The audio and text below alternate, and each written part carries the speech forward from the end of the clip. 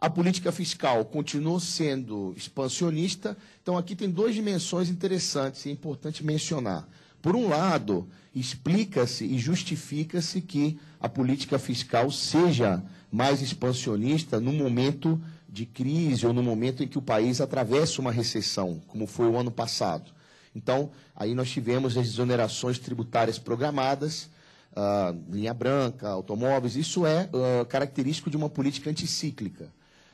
Mas, além disso, o governo também reajustou fortemente o salário, o número de servidores públicos e também as contribuições, os benefícios do INSS. Então, o problema disso é que isso não é uma política anticíclica, embora tenha efeitos como tal, mas, na verdade, é um aumento permanente do gasto público. Nós vamos ver que há alguma preocupação com relação a esse perfil aqui do gasto público. Então, naturalmente, né, a gente tem que fazer algum tipo de política fiscal anticíclica frente a uma recessão, mas houve também aí aumentos permanentes do gasto. O que caracteriza a política anticíclica é o exemplo da guerra. Então, tem uma guerra, o governo aumenta o gasto durante aquele período de guerra e depois aquele gasto diminui, né? Como aconteceu, de certa forma, que essa política de desoneração tributária é uma redução de impostos, mas equivale, na prática, a um aumento de gastos temporário. Bom, face à menor arrecadação decorrente da queda na atividade econômica e face a que o gasto público aí continua aumentando, ano passado houve, então, uma deterioração das contas públicas, claro.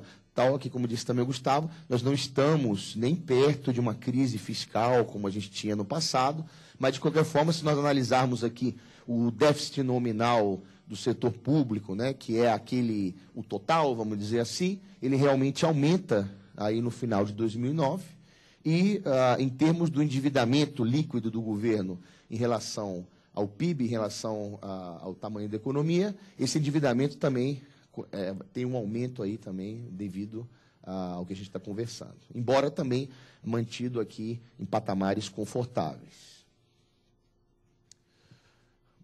Essas políticas anticíclicas, né, tanto a fiscal quanto a monetária, ajudaram a manter a taxa de desemprego reduzida. O desemprego teve um aumento, teve um pico no começo do ano passado, mas depois ele apresentou uma trajetória decrescente. E, além disso, houve também uma recuperação rápida do emprego formal, geração de empregos, embora essa recuperação do emprego ano passado foi bastante heterogênea, concentrada nos setores serviço e comércio. Até bem pouco tempo, a indústria agropecuária não tinham ainda recuperado os empregos perdidos durante aí esse período mais álgido da crise. E essa expansão da geração de empregos nos setores serviço e comércio beneficiou basicamente as classes D e E, porque justamente são setores cujo salário médio é relativamente mais baixo que a indústria. Tá? Então, isso também explica o crescimento aí do consumo das classes D e E ocorrido durante o ano passado. Depois o Marcelo vai falar mais sobre isso seguramente. Então, aqui mostrando, até tivemos um pico na taxa de desemprego e depois uma queda. Aqui a geração de empregos, embora note-se que não foi uma marolinha, porque a geração de empregos total em cada setor, ela foi bem menor do que em 2008. Né? Isso é geração líquida de empregos, ou seja, trabalhadores admitidos menos aqueles desligados, demitidos.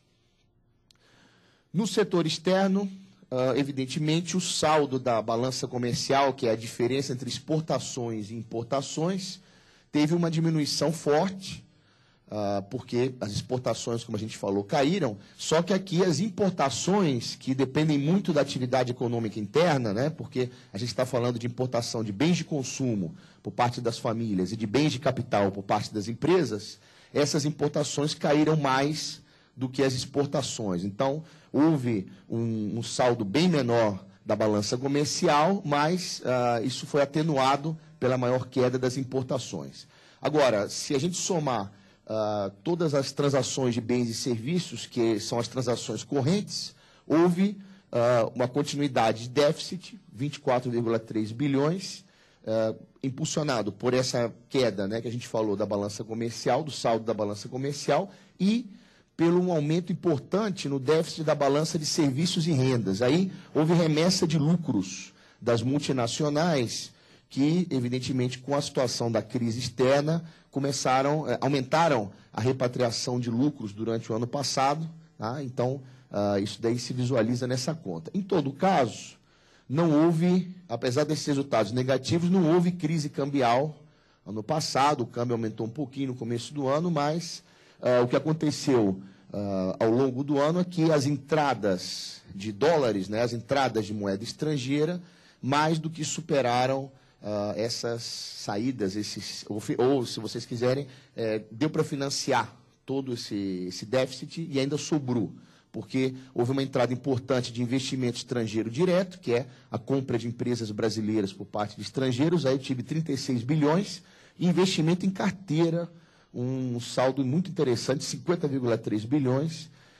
Então, assim, as contas externas, o Brasil não precisou, né, porque justamente quando o país não consegue financiar o excesso de importação sobre exportação, né, nós brasileiros sabemos bem isso, tem que ir ao FMI, tem que pedir emprestado.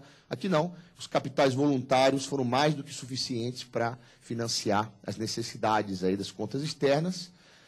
Agora, uma advertência que, naturalmente, o fato das transações correntes, o fato de eu estar importando mais do que eu exporto, sendo a importação sempre uma despesa, significa que o país continuou, de certa forma, gastando, principalmente em termos de consumo privado e público, frente a uma menor receita, frente a uma menor produção e, portanto, atividade econômica. Então, isso aqui é um sinal de alerta, vamos falar um pouco mais sobre isso daqui a pouco.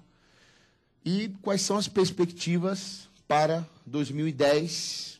Tá? Depois a gente vê um pouquinho o cenário 2011 no final.